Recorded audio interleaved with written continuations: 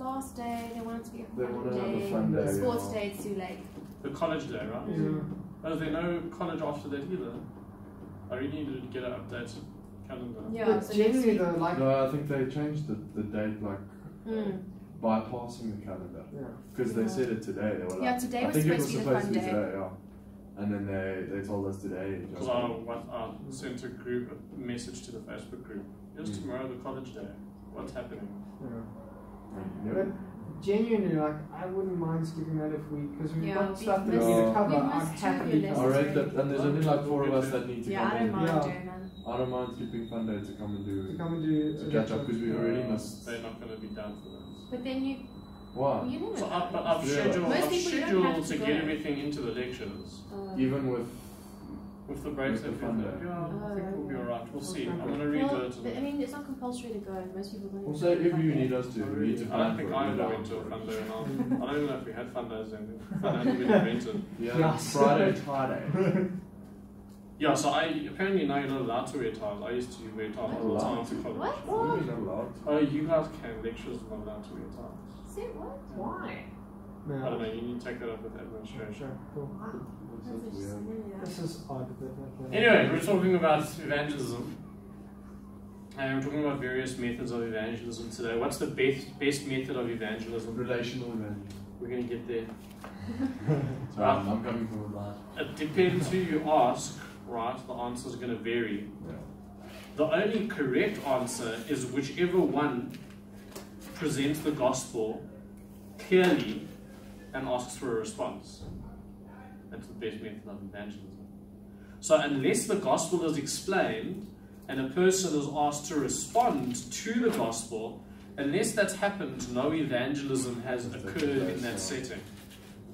So there are lots of evangelism methods that people in churches use to share Jesus with others. Hi, Sam. But each one of these different methods has their own strengths and their own weaknesses. The one that works best is the one that's most comfortable to each person and most appropriate to each situation. So what we're going to talk about are some of the common methods of evangelism, and then we're going to briefly discuss their strengths and their weaknesses together. So let's go through a few of them. Lifestyle evangelism is where we're going to start. I feel like that one sounds like it's like you don't say anything. Yeah. To me it sounds like, just by the title, that's, oh, if you can go preach the gospel if you really want these words. Isn't this like life on life? That's what it seems like to me. What's I life could on be life? wrong, but I'm just saying from seeing Hey, lifestyle. it's affecting you, eh? It's affecting you. It's when you decide to, well, maybe not daily, but you live your life along someone. Like say I'm going to the shops, I'm mentoring someone. It's like sharing your life, everything about. Okay. I don't know. It makes more sense in my head when I say Yeah. it. So, if you want to term it as life and life, it's a construct that a church called Perimeter Church came up with in the States, where you, in living your life, you choose 2 or 3 people to really focus on instead of like growing out there, and then within those 2 or 3 people, you help them become disciples who make disciples. And you focus on the aspect of multiplication rather than just addition by door-to-door ministries. J life things. Yeah. Yeah, so look, there's 2 ways to understand lifestyle ministry or lifestyle evangelism. One is live right, and people will see the gospel in your life. And the other is live right, and people will ask about God. So I guess that's a skeletal form of the different things you were expressing. But the idea, this is built on the foundation of how you live. It's the idea that your life will lead others to Christ, that will lead others to ask about Him. So let's think about some of the strengths. What do you think are some of the strengths of how I've described it and how we've maybe discussed it a little bit? So what you're saying, this is all to do with actions, right? Yeah, so live a righteous life and people will ask you, why are you living such a nice life? It's in a sense a strength, not a strength I agree with, but I think just a strength in that perspective is that it makes a congregation feel like they're all enabled to do evangelism. Because a lot of people, maybe they say, I don't want to do evangelism because I'm not good at speaking to other people, or I'm very, very bad at interactions. Then it almost in a sense gives them a sense of empowerment where they can say, actually, I just have to live in a certain way, and other people are going to see that. Then I don't have to be so vocal about it. Right. I can still do evangelism, and therefore fulfill the great. Yeah. Okay, so that's one way. Yeah. What else? What other strengths do you think there might be? It's not, I would think it doesn't easily become pious because it's not presenting it from a lofty position. You're saying, I'm living it out, instead of coming at it from But so even right there, don't you think that's one of the strengths is actually that it encourages righteous living? yeah. Mm. It encourages self-evaluation, at least among Christians. And it helps people to think about living my life in accordance with the gospel, because now you Christians are always thinking, man, am I living consistent with the gospel message in such a way that people would want to ask me? So even though I'm obviously going to come out not very much in favor of this method, but it's important to be able to say, well, are there any strengths? Let's at least understand a little bit. Now it's a bit easier. What do you guys think of the weaknesses? Weaknesses of Lifestyle evangelism. I'll live a life, my life a certain way, and people will see the gospel in how I live, or I'll live my life a certain way and people will ask me about God. I think one of them could be that as soon as you make one mistake, it sort of just cancels out all the little good things you've done. I don't know. It could be, unless by the way you react to that mistake, that's instructive. So it's quite a thing. I mean, I don't know how many of you grew up in families. Let's just use family as an example, where your parents would ask you for forgiveness when they've done something wrong. A lot of people I speak to, that's not normal. But if you've got Christian parents that love the Lord Jesus, and they then, when they've erred, maybe they've been too harsh in discipline or something, they go and they say, Mommy's sorry, Daddy's sorry for what we did. God's in charge of us, and we have to ask you for forgiveness. That's a powerful thing for a kid to hear. What do you mean? You're also under God? So maybe through mistakes, people, but at the same time, if you're basing it on your life, what do you think? Yeah, I think Sure. To live a good life, people sometimes might think that it's how you are brought up. So you're just a good guy, Good guy. moral family, nice people. Yeah. There's no need to ask about your life because it's how you are brought up. Yeah. So let me tell you what the weakness is here. It's not evangelism. Not intentional. Not only is it not intentional, it's not evangelism. It's a means to evangelism. Exactly, yeah. But it's not evangelism. Right? If I come to you and I say, have you been sharing the gospel with people? And you say, yes, I have. I've been living a good life. No, you haven't been sharing the gospel. You've been creating an environment where you could share the gospel with somebody, but you haven't actually been. Remember, what's our definition of evangelism? Our definition of evangelism is teaching people with an aim to persuade. The gospel is a message, a truth. So if you're not conveying that clearly, you're not evangelizing. You might be trying to make evangelism happen. But this is not evangelism. This is lifestyle evangelism. What's called that is trying to make evangelism happen. It's to create that environment. Exactly. But you're fooling yourself if you're saying, I've been evangelizing. The other thing is, and I think you were saying this now, it's passive, right? Did you use the word passive? It's so very much just let's sit back and see what happens kind of approach. So in a final analysis, it can best be summed up in a phrase I've heard so many times in my life. My life is my witness. But that falls apart when you consider being a witness. Think about Acts chapter 1 verse 8. Right.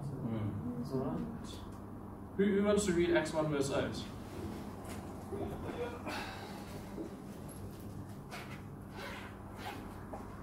Because there we see you. What is being a witness about?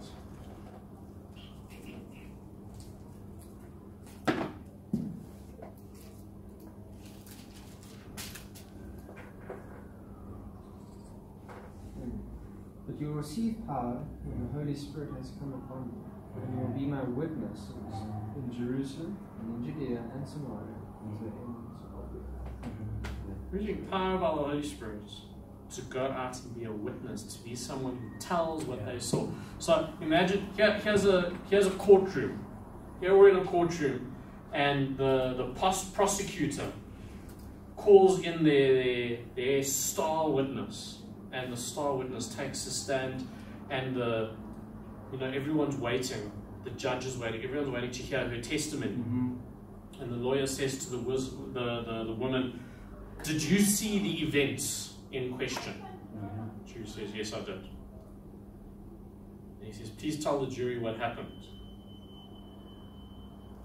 And then the witness sits there smiling. So the lawyer is unsure if she heard him and says, "Ma'am, can you please just tell the judge and everyone else here what you saw?" And she says, "I did," and continues to smile. So frustrated, the lawyer reports, "No, sorry ma'am, you didn't. Again, please tell everybody your testimony." And she just continues to sit there smiling. And impatient and angry, the prosecutor asked the judge to order the witness to answer the question. "Ma'am, will you tell me and everyone else here what you saw?" The judge instructs them, "Tell everybody what you witnessed." And this woman's so insulted, and she replies to the judge, "Your Honor, I did share my testimony. My life is my testimony. My life is my witness." Now that kind of woman honestly believes that her life is her witness, but she never shared her experience. She never served as a witness for the prosecution, but only as a seat warmer. And in the same way, many Christians warm church pews, and although they're instructed to be witnesses, they sit there silently expecting their lives to be a witness. Hey man, your life can back it up. So that woman, by smiling and being polite and appropriate, could demonstrate that she's not crazy, so that when she says what she saw, everyone will believe her, because they can say, "Hey, we see that at least you're not nuts." Yeah. Living is not evangelizing. Lifestyle is not evangelism. Proclaiming the gospel is evangelism.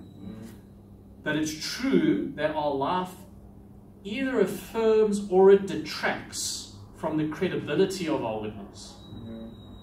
So we're not saying life is not important. Our lifestyle and righteous living is not important. But don't confuse it. That makes sense? Let's go a little bit further. Servant evangelism. So this is popularized by two books, one called The Conspiracy of Kindness and another one called Servanthood Evangelism. And the idea here is to use simple acts of kindness or service for evangelism. So I'm just going to go and, what was that thing a few years ago? I think it was when there was a movie about Noah. It wasn't the Noah movie. Before that there was a Jim Carrey or some kind of a spoof of Noah's story. And they had that whole idea of arcs came off of it. But they changed arcs to acts of random, I didn't change it, acts of random kindness is what arc stood for. You know? It's that kind of thing. If I do good, if we're serving the community, if we're serving people, no, that's got nothing to do with the ark. It was literally a Noah, there was a boat and water and animals getting the dam wall broke. But anyway, the name of the movie is superfluous to the point. Okay. The world even gets the idea of an acts of random kindness. What do you think is the strength of this?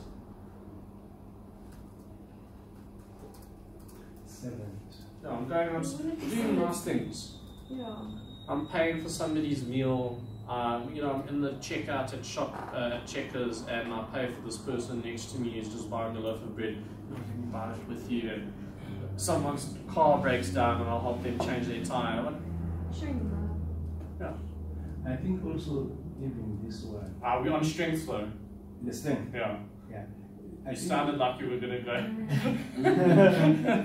Yeah, it also creates a conducive environment so that when you proclaim the gospel, this person will listen to. Yeah. So it uses love. It shows love in a way that opens the doors to evangelism. What else? What else do you think can be strong about this?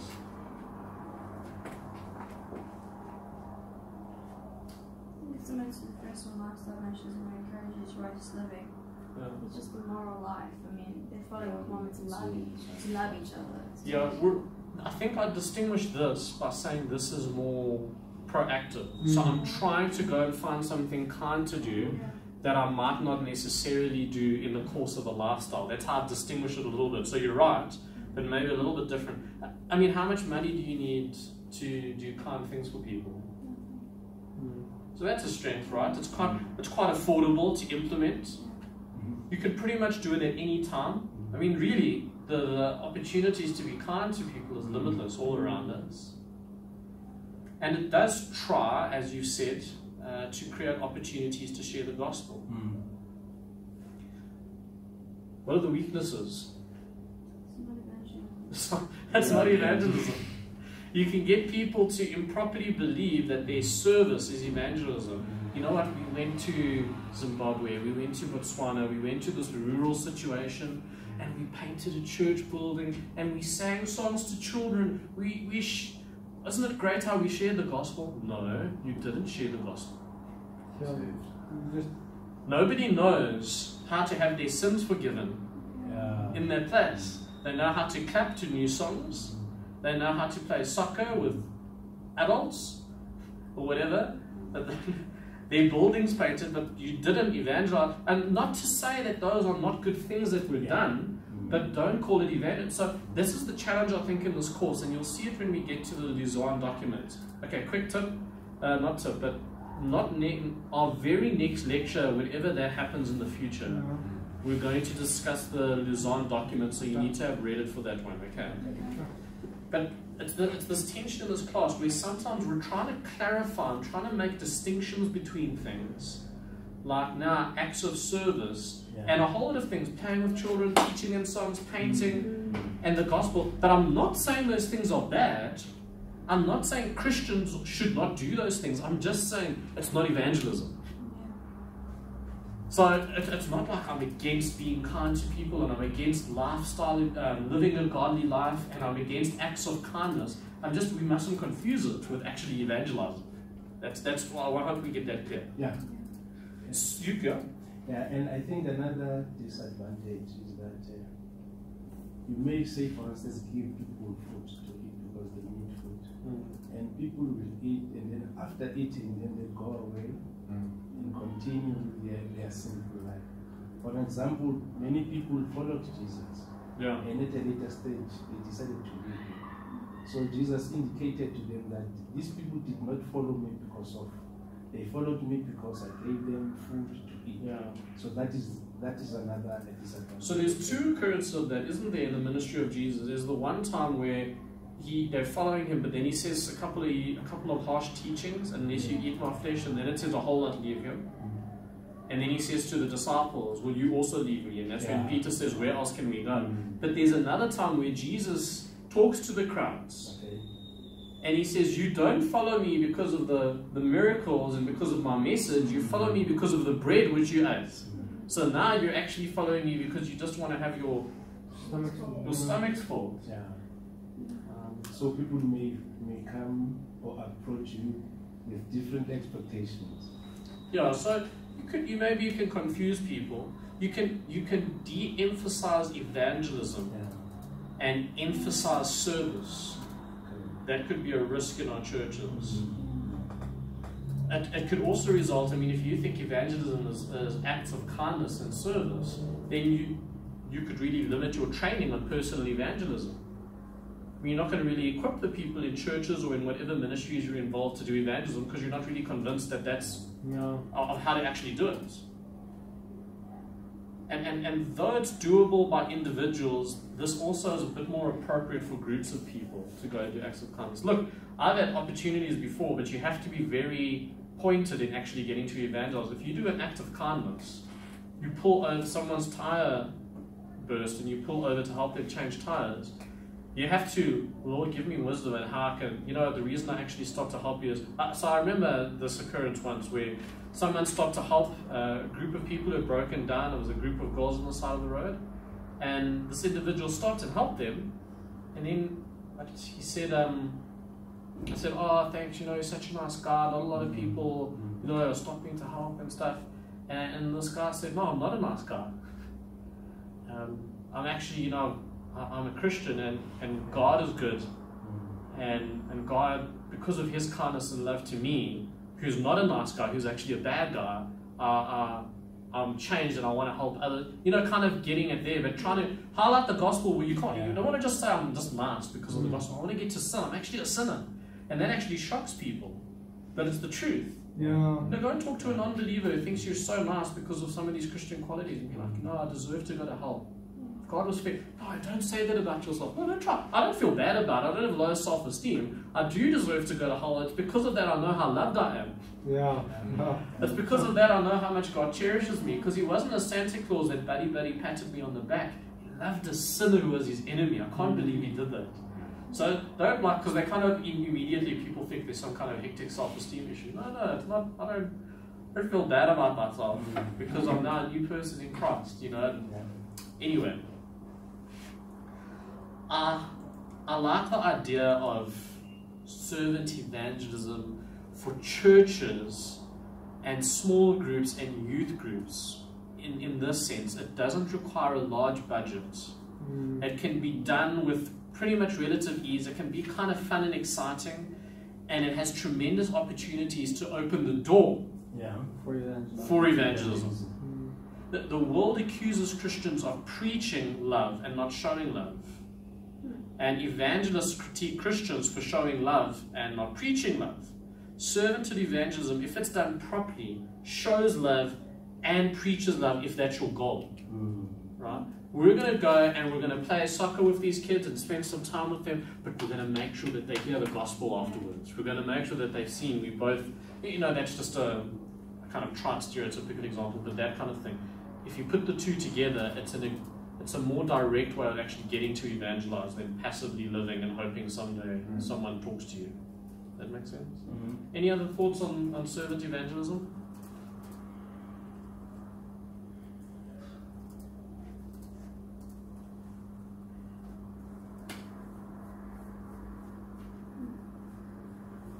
So event evangelism.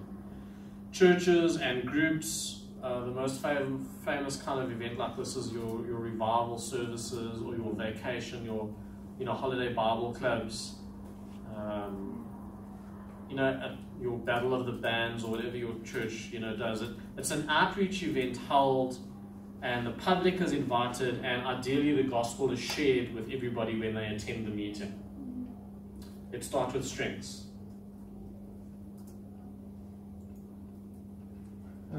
Targets a lot of people, or it can. Yeah. Right. Large crowds can be targeted. It increases your potential amount of evangelistic encounters. What else? Get people to come to church. Yeah, get people to come to church. Even if they don't come to church, it builds the identity of the church in a community. It gives you a bit of a footprint. People know that you're around and what you do. It builds maybe some public interest. How about weaknesses? There's no foundations shallow. Okay. Like it could be just a one-off thing. Doesn't mean they're gonna come back, or they make commitments and won't need anything else. They could come to the next crusade or whatever and make another commitment. Okay. So maybe not very good follow-up potentially, but I mean you could figure out ways around that. If people fill in visitor cards, or you can have a follow-up thing set up. Lost in the crowd, maybe? If you are truly seeking to help an individual's life, you'd need to then go on a longer journey with them. Maybe it's too brief. Yeah, so maybe look at it as we're looking at someone's first exposure to the gospel. Yeah. So there's a lot of people when they're hearing the gospel taught at an event, and then those that are responding in the evangelist encounter, you can choose to have individuals follow up with them. Yeah. Sure. You know, you can have a team of people who are committed to, you know, will do follow-up with all of the people who sign the card or whatever, you know, system of follow-up you've created. But it is scary. Yeah. So maybe that's a weakness, because they don't want to, it's a too large of a setting, you know? Well, maybe. Yeah, I think coming off of Tyler's one, it's personal in that sense, because you've got so many people. You're not one person walking on the road with another person. Like in the previous two examples, it's me as just someone being, you know, sort of a means to where I can give you a personal experience of what evangelism is. In this sense, if you've got a lot of people who go to church every Easter and every Christmas and they come to this event and they hear the gospel, it's just going to be like another sermon to them, I would say, as a weekend. Not to everyone, but I'd say to a lot of people, then it's just, oh, it's another guy preaching. I've heard about this kind of thing. Can be, but I mean, that criticism then could be leveled against church, right? If we meet as a church and you do an evangelistic service. Well, I'd say it does happen in church. Yeah. We've got people coming to church all the time who are coming because it's a tradition. Yeah. I think one of the other issues of this is that it can sometimes build more of a reputation for a church or an organization without a lot of information being about the gospel. Mm-hmm. Right? You build a church identity or the group identity without actually people hearing the good news of Jesus Christ. So everyone knows, wow, that church does cool stuff. This was a fun thing to be at. Okay, so this community church is here, that's rad, but they don't leave thinking about Jesus Christ. There's ways around it, but not necessarily. I think the other issue is that this can be expensive. Hosting events can be expensive. And very often, if you've been in a church for any length of time, you'll notice that the primary amount of people that come to this event are people from within the church. Yeah. Not people from without the church, at least especially today. Concerts and similar things. So perhaps the event might not be attractive to some people. Right. And yeah, everything's going to be hit and miss. So normally if you have an event, you're going to target a particular demographic. Like if you have Battle of the Bands, you're going to have like a band event, you're definitely excluding some people who don't really care. Like if you have a bingo evening, you know what I mean? So but most Christians don't have to evangelize, don't think they have to evangelize, or they choose not to evangelize.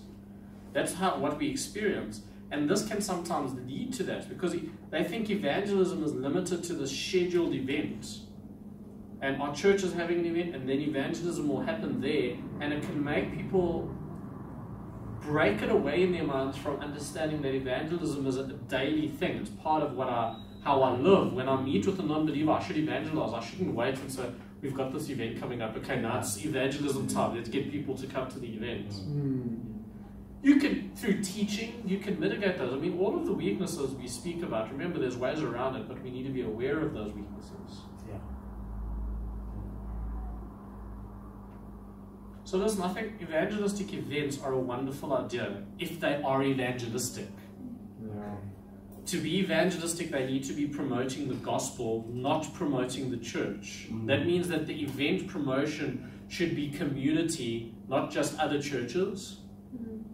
And it should ensure that the gospel is presented in every possible way. Yes. But listen, events are no substitute for church-wide personal evangelism strategies where individuals are taught how to share the gospel. And at our church, we had a bodyguard for Nelson Mandela coming. We did a breakfast thing.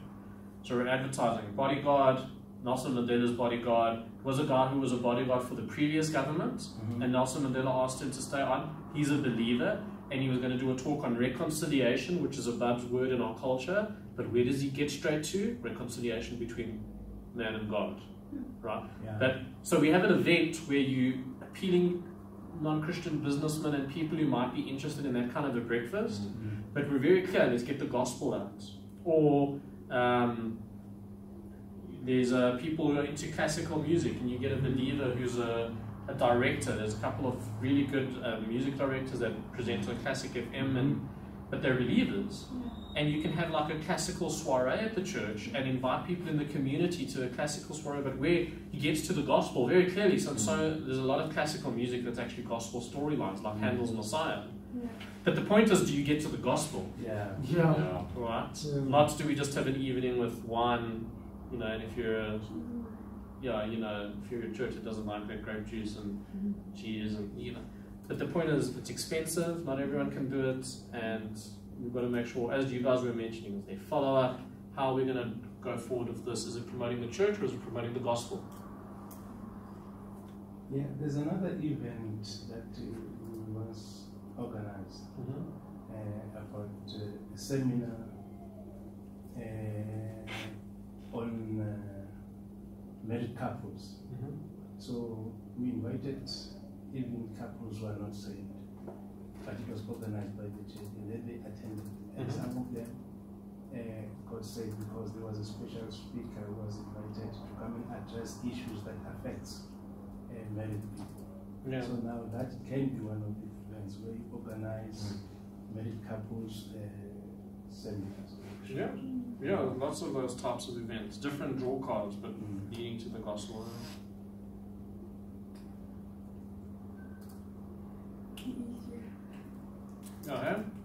Neighborhood evangelism. Jehovah's Witnesses and Mormons. That's what everybody thinks of when they hear about door-to-door See someone walking in evangelism. the street. Oh, lock the doors. Yeah. Get inside. They're coming, guys. Sure, man, that's such a different reaction. Oh my No, God, I please think- come speak to me, please come No, I'm speak to me. saying from when I was younger, Yes. before I had a very, theological influence on my life where I would have wanted to do that. I remember in the car with my mom and we came by the front of my house and we saw the Shookers Jehovah's Witness people walking in the street. So she was like, okay, we're just going to do another block. And then we'll go home. Because if we parked there, they would have seen us. And then she was like, wasn't this not for that interact? Yeah. So, I mean, it's fairly obvious, right? What do? You go to people's homes and you share the gospel with whoever answers the door. Yeah. Now, in America, the Southern Baptists also do that, door-to-door evangelism, and you talk about EE3, Dr. D. James Kennedy, Evangelism Explosion. That was also their strategy. How to do it. What are some strengths? Is personal. Yeah. At least the person you evangelize will be able to ask questions, direct questions, and you might be in a position to assist in that particular. So it's good for personal interaction. Yeah. So yeah, Oh, is is it? personal. Yeah. Yeah. Okay. Right. What else? Can we